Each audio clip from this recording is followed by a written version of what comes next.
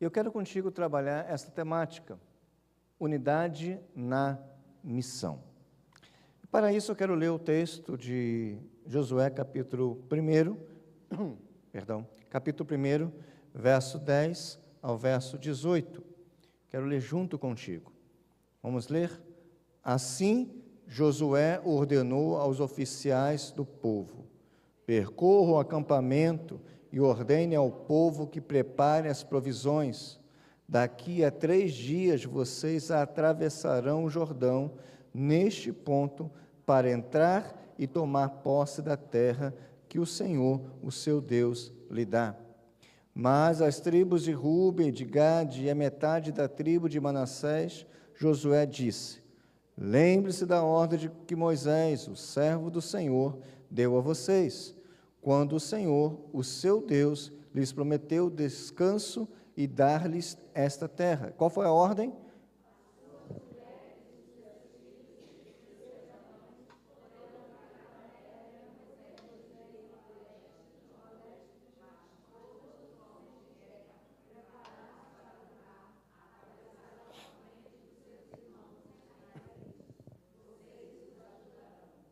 Até que o Senhor conceda um lugar de descanso para eles, como deu a vocês, e até que eles também tenham tomado posse da terra que o Senhor, o seu Deus, lhes dá. Depois disso, vocês poderão voltar e ocupar a sua própria terra, que Moisés, o servo do Senhor, lhes deu a leste do Jordão, na direção do nascer do sol. Então, eles responderam a Josué. O que eles responderam? Tudo o que você nos ordenar, faremos, e aonde quer que nos enviar, iremos. Assim como obedecemos totalmente a Moisés, também obedeceremos a você. Somente que o Senhor, o seu Deus, seja com você, como foi com Moisés. Todo aquele que se rebelar contra as suas instruções e não obedecer às suas ordens, seja o que for que você lhe ordenar, será o quê? Morto. Somente seja forte. Vamos orar ao nosso Deus. Senhor, nós oramos a Ti. Nós confiamos na Tua graça, na Tua providência, no Teu amparo, na Tua condução. Fale ao Seu povo nesta noite. Chame por meio do Teu Evangelho. Nós oramos em nome e por amor de Cristo Jesus. Amém. Aqui é uma convocação. Aqui há uma instrução de Deus para o seu povo. É um chamamento à obediência não passiva, mas uma obediência ativa. E não somente a obediência, mas a unidade. Bem sabemos que a unidade é algo tão difícil, mas o Senhor ordena que o seu povo seja unido numa missão e debaixo da liderança do próprio Senhor. Quando Deus fala ao seu povo, o povo de Deus precisa responder. Eu não sei se você, quando chama o seu filho, ou quando chama alguém, a pessoa não responde, isso te dá muita alegria ao coração, não é verdade? E você vai e chama mais uma vez com carinho: fulano, cadê você? Não é assim que você faz? Querido de mamãe, né? Não é assim que nós fazemos? Aí você chama uma, a pessoa não escuta, chama duas, a pessoa não escuta.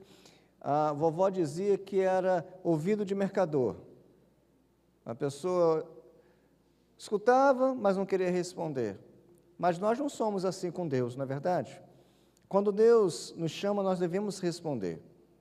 E quando Deus levanta líderes fiéis, o povo de Deus é chamado a se alinhar em unidade, em fé e também em prontidão.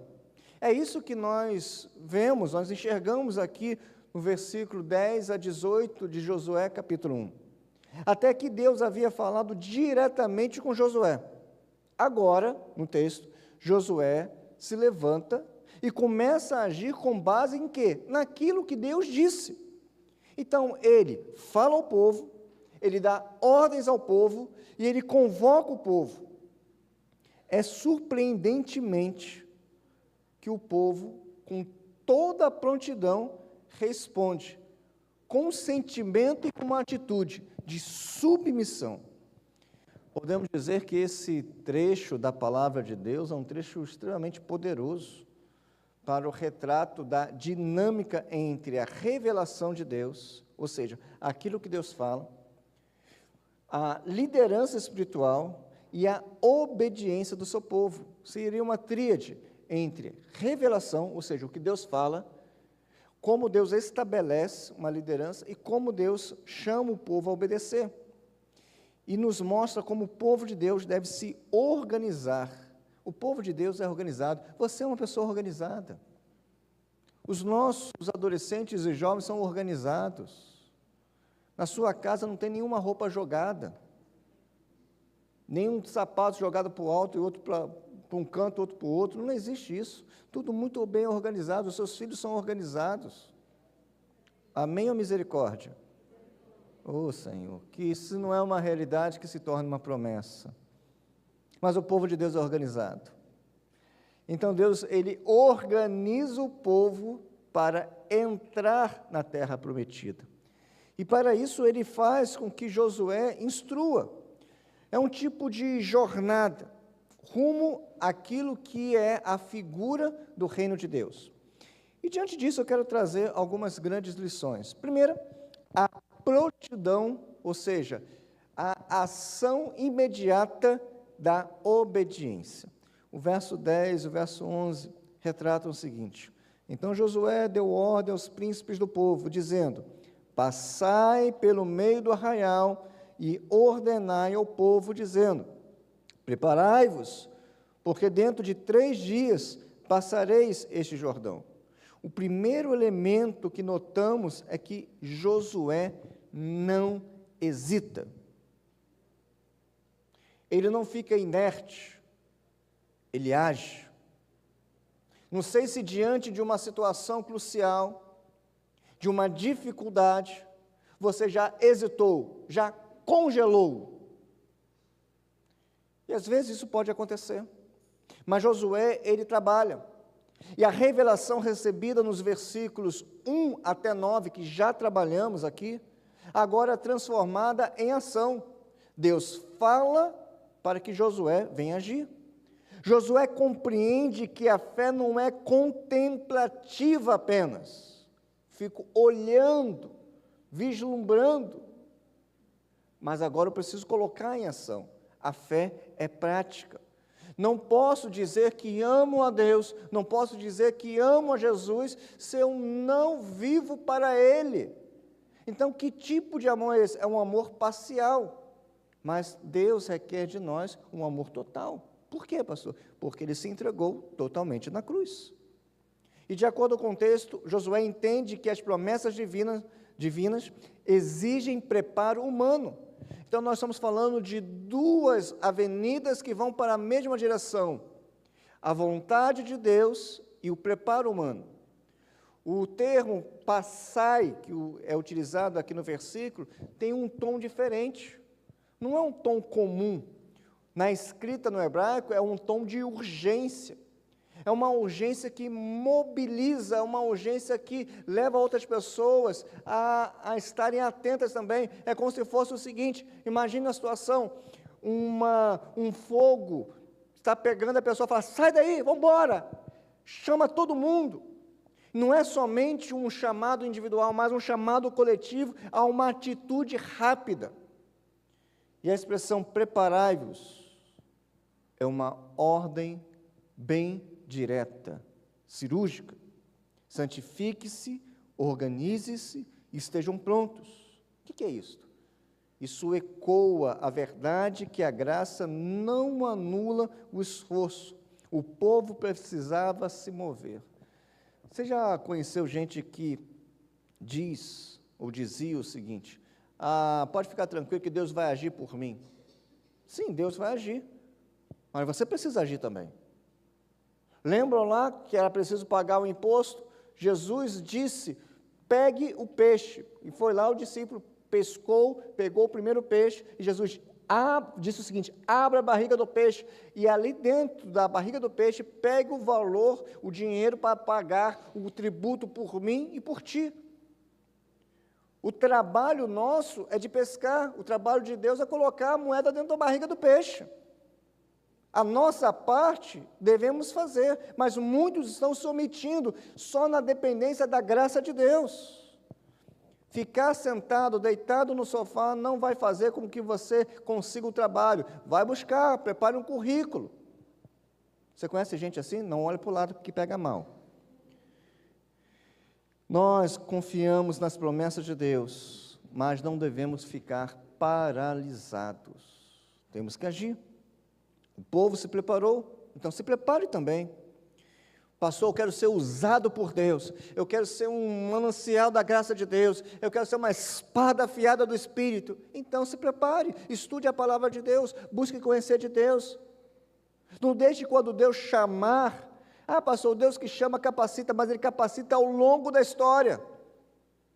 Josué foi capacitado por Moisés ao longo da história da vida dele para assumir essa posição. A fé verdadeira sempre gera movimento, guarde isto. A fé verdadeira sempre gera movimento. Há muitos que dizem crer, mas vivem estagnados. Se você crê realmente em Cristo, como Senhor e Salvador, você quer viver. Viver é uma ação contínua, você quer viver para Ele. Josué nos lembra que fé sem prontidão é presunção. Eu preciso agir. Cristo nos chamou não para esperarmos sentados, mas para caminharmos em direção ao reino, ouvindo a voz que nos chama. Assim como Josué preparou o povo para atravessar o Jordão, o nosso Senhor Jesus Cristo, o nosso Salvador, nos prepara para atravessar a jornada da vida com os olhos fixos na eternidade. Irmãos, não viva a vida como diz lá, deixe a vida me levar, a vida leva eu. Você conhece isso, meu irmão? E se eu falo que eu conheço, eu peco, né, pastor? Que isso, meu irmão? Vigia tu na terra. Não deixe a vida te levar, deixe que Deus te conduza. E também não fique aí no marasmo, não, coloque em prática. Busque. Enfim, segundo lugar, verso 12 a 15, fala sobre a fidelidade na aliança. Diz o texto assim, e a Rubenitas e os Gatitas, então ele está falando da tribo de Ruben e da tribo de Gade, ok? É o povo aqui que está sendo citado. E a meia tribo de Manassés, falou Josué dizendo, lembrai-vos do que vos ordenou Moisés. Então aqui Josué, ele diretamente dirige as tribos que haviam recebido como herança, do outro lado, lá do Jordão, como diz lá em Números, capítulo 32, qualquer dúvida, dá uma olhadinha lá, havia uma orientação para os Rubenitas, para os Gatitas, e para a meia tribo de Manassés, eles deveriam fazer algo, e elas já estavam em casa, já tinham entrado na terra, mas agora são convocadas a não esquecerem a aliança feita. E qual era essa aliança? De ajudar os demais irmãos a conquistar a terra. Na vida cristã, o que é meu deve também ser seu. E o que é seu? Aí vem o egoísta. Não, o que é meu, pastor. Se o senhor quer ceder, não, na vida cristã, eu preciso me esforçar, eu preciso me dedicar para que você também esteja na mesma vereda, caminhando juntos. A expressão lembrar aqui é um termo fundamental no versículo. A memória da aliança feita com Moisés deveria produzir lealdade ao povo de Deus. Não sei se você é uma pessoa esquecida. Não sei se você já esqueceu de alguma data importante, de algum pagamento importante, ou de algum fato importante. Mas Deus, Ele traz a sua palavra para recordar também fatos importantes.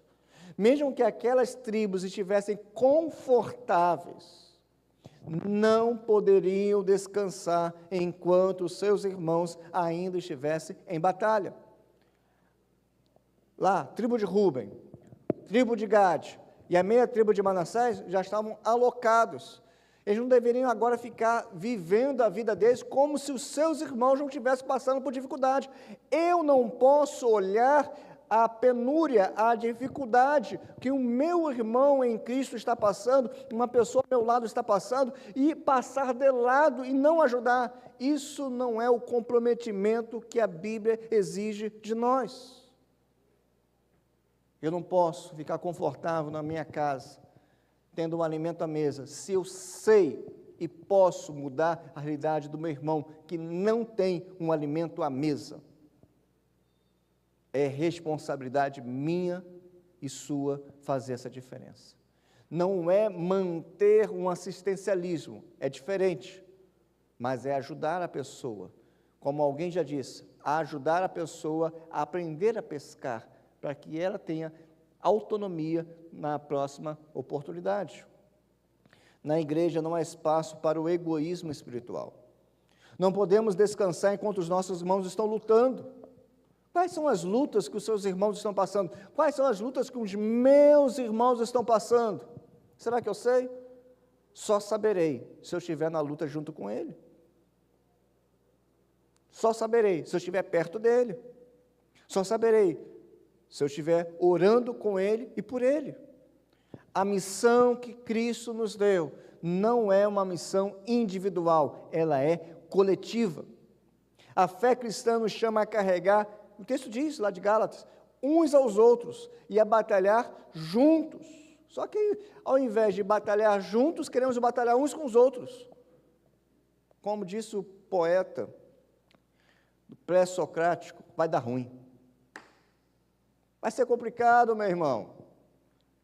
Não gaste energia batalhando uns com os outros, batalhe junto com o seu irmão, pois nós temos uma guerra a ser vencida. Amém ou não? Amém.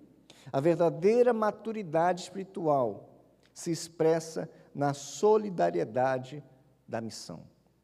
Assim como as tribos que se dispuseram a deixar sua área de conforto para ajudar os seus irmãos, Jesus, o nosso Senhor, sendo Deus, não considerou ser igual a Deus algo que devesse apegar-se, mas se esvaziou, tomou a forma de servo e veio a este mundo. Filipenses capítulo 2. Cristo, o nosso Senhor, é o modelo supremo de quem deixa a sua glória, o apogeu da honra, o trono da graça, e desce dos céus e vem até nós para salvar nós, como diz a própria palavra. Miseráveis homens que somos. O Senhor veio para nos salvar. Terceiro lugar, a submissão à liderança estabelecida por Deus. Tudo quanto ordenaste faremos, somente o Senhor teu Deus seja contigo, como foi com Moisés. Interessante que Josué, ao trazer o que ele tinha aprendido de Deus, do capítulo 1, do verso 1 até 9, Deus fala com Josué. Então agora Josué fala ao povo. E tudo aquilo que Josué fala ao povo, o povo responde de forma admirável. Eles reconheceram a autoridade dada por Deus ao novo líder. Não foram rebeldes. Só que a obediência deles não é uma obediência cega. Infelizmente, muitos, e não são poucos, foram decepcionados por uma instituição que nunca deveria ter nome de igreja. Muitos que estão aí em nome de Deus, quando Deus nunca autorizou ter o nome dele vinculado a atitudes ou a segmentos. E por causa dessas estruturas que eu discordo, não são igrejas, são qualquer outro elemento, mas não igreja, que querem extorquir as pessoas em nome da fé, que querem falar de um Deus vingativo ao invés de um Deus de amor. Essas pessoas ficam decepcionadas com Deus, quando deveriam ficar decepcionadas com aquela estrutura e não com Deus. Mas quando nós apresentamos a Bíblia Sagrada, a Palavra de Deus, a verdade eterna, mostra um Deus todo-poderoso. E esse Deus todo-poderoso, Ele nos convida a ter um entendimento sobre Ele. A nossa fé não pode ser às cegas. Pastor, mas a fé não é aquilo que a gente não enxerga, mas a gente compreende. Se eu não sei explicar o motivo da minha fé, é porque eu não estou lendo como deveria ler a palavra, porque a Bíblia me ensina como explicar a minha fé. Então, nós não temos uma fé cega, mas fundamentada na promessa de Deus e as mesmas promessas que Deus deu a Josué. O versículo 18 ainda é mais acentuado. Diz o verso assim: todo homem que se rebelar contra as tuas ordens morrerá. Abra um parênteses aqui, imagine, você fala algo com alguém que está debaixo da sua autoridade e essa pessoa rapidamente cumpre. Imagine você com seus filhos. Permita-me utilizar novamente um exemplo familiar, né? Nossas casas. Imagine, eu sei que você fala uma vez só com seu filho e já obedece na hora. O castigo de não obedecer é a morte. O texto lá de Levítico fala que o filho rebelde era apedrejado publicamente. E Deus então traz esse princípio da obediência para o povo. Aqui não é um legalismo, mas é o zelo pela santidade da missão. Existe algo muito especial que Deus quer cumprir. Não havia espaço para divisão. O povo não poderia se rebelar. A unidade era questão de vida ou morte. Ou estejamos juntos ou morreremos. Não sei se vocês já viram um filme um pouco mais antigo, Os 300, e tem uma hora que eles se unem para combater e eles se juntam com seus escudos que fica intransponível. As pessoas tentam ultrapassar com flechas, com lanças, com espadas, eles não conseguem. Por quê? Porque se juntar somente num bloco sólido, e eles vão avançando, até jogar os seus inimigos no precipício, empurrando. Irmãos, o Senhor nos chama, nos convoca a ter essa solidez. Só fica ligado, não joga ninguém no precipício não, tá? Vigia tu aí. Mas o Senhor nos convoca a estarmos juntos. A ideia é a seguinte: a unidade nos leva a ter a qualidade de vida cristã. Nos nossos dias, em que a autoridade espiritual muitas vezes é desprezada, ou até mesmo é utilizada como um abuso, ou até causando decepção, o texto bíblico nos ensina que a verdadeira liderança espiritual é aquela que caminha com Deus e que o povo de Deus deve se unir em torno de líderes fiéis à palavra. Quando há fidelidade na liderança, a obediência humilde do povo e a missão avança. Como olhar a pessoa de Cristo no texto? Josué é um exemplo do que viria, o próprio Cristo. Josué é um tipo de Cristo. Assim como ele foi levantado para conduzir o povo, não somente a tribo de Ruben, não somente a tribo de Gade ou a meia tribo de Manassés, mas de Efraim, de todas as outras tribos. Deus, então, ele conduz a nossa vida, não por Josué, mas pelo verdadeiro líder perfeito, porque Josué era imperfeito, era um homem como a gente, ser humano como a gente, imperfeito. Josué um dia nasceu e morreu, mas o nosso Deus nos deu um líder perfeito, o líder que é o verdadeiro líder, levantado pelo Pai, para nos conduzir ao reino de Deus, que é Cristo Jesus. Então, a obediência do povo a Josué aponta para a obediência que devemos ter do Filho de Deus. Uma só missão, um só corpo de Cristo. E aqui o texto de Josué, capítulo 1, verso 10 a 18, nos oferece pelo menos 3 pilares para uma comunidade de fé saudável e frutífera. Primeiro, prontidão obediente. É preciso obedecer. A fé bíblica não é passiva, é ativa. Deus age, mas nos chama a agir também. Segundo, fidelidade solidária. Na caminhada cristã, e essa caminhada cristã, ela é comunitária. junto de pessoas. Ninguém deve estar sozinho na batalha. Se a pessoa está sozinha numa batalha, pode estar acontecendo duas coisas: ou negligência daquele que deveria ajudar, ou negligência daquele que deveria falar e pedir ajuda. Tem que ter humildade para pedir ajuda, e tem que ter compaixão para ajudar. São dois elementos, e nós precisamos ter isto.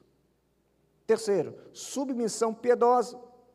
Deus levanta líderes, devemos discernir e seguir aqueles que andam com Deus.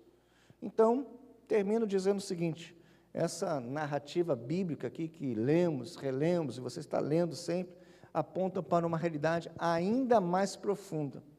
Qual é? O povo de Deus não entra na terra da promessa por mérito, mas por graça e obediência à liderança de Deus. A travessia do Jordão, que aconteceu, é o símbolo do nosso ingresso no reino de Deus, não pela obra humana, mas pela obra de Cristo. Como crentes em Cristo Jesus, somos chamados a viver à luz da promessa, debaixo do comandante supremo, que é o nosso Senhor Jesus Cristo. Nele, somos um só povo, unido e guiado pela palavra. 3 perguntas para terminar. Você tem vivido com prontidão diante das promessas de Deus? Você tem agido? Você tem colocado em prática o que Deus tem falado? Segunda pergunta. Tem se importado com a batalha espiritual dos seus irmãos? Tem se importado com a vida do seu irmão? Ao invés, eu sei que isso não acontece aqui, mas deve acontecer em lugares bem longe aqui de Itabaiana, porque ao invés de se preocupar com a vida do irmão, tem gente que fala da vida do irmão. A nossa preocupação deve estar com a vida do irmão, no sentido de ajudar. Tem se preocupado? Pastor, eu fiquei sabendo. Se você ficou sabendo, então Deus permitiu que você soubesse, porque de alguma maneira você pode ajudar dentro daquela realidade. Terceiro, tem seguido a liderança de Cristo com obediência e fé? Cristo é aquele que conduz a sua vida.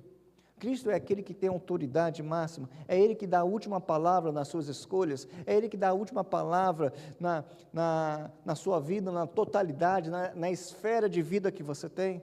Na área emocional, na área afetiva, na área financeira, na área acadêmica. É Ele que conduz tudo? Ou nós estamos fazendo e depois perguntamos: toma aí, Senhor, assina aí, por favor. Aprova aí o que eu estou fazendo, ou nós buscamos em Deus a orientação. Então, o Senhor nos chama a abandonar a inércia, ou seja, ficarmos parados. A fé provoca ação. O Senhor nos leva a abandonar a egolatria, olharmos somente para o nosso coração, e nos convida a olhar para o outro, e que o outro também peça ajuda, evidencia a necessidade, e também a rebeldia, a termos Deus como orientador supremo de nossas vidas. Que o Senhor nos abençoe nesta noite. Amém? Você pode fechar os seus olhos, e se você puder orar por aquilo que Deus falou de forma particular ao seu coração, eu te convido a fazer isto. Te convido a pensar naquilo que foi marcante para o seu coração por meio da palavra de Deus. Aquilo que você entende que o Espírito Santo tratou de forma individual e pessoal contigo. Eu quero orar por sua vida. Senhor nosso Deus e Pai, obrigado por sua boa mão sobre nós. Assim como o Senhor foi com Moisés, assim como o Senhor foi com Josué, o Senhor é conosco. O Senhor, Deus Emanuel, que sejamos obedientes à sua voz. Tire todo o desejo ou o espírito de rebeldia no meio do teu povo. Ó Pai, que tenhamos um coração aberto a ajudar aqueles que necessitam. Sim, Deus, que o Senhor nos faça agir, porque crer no Senhor também é agir pelo Senhor. Nós oramos a Ti, em nome e por amor de Cristo Jesus. Amém.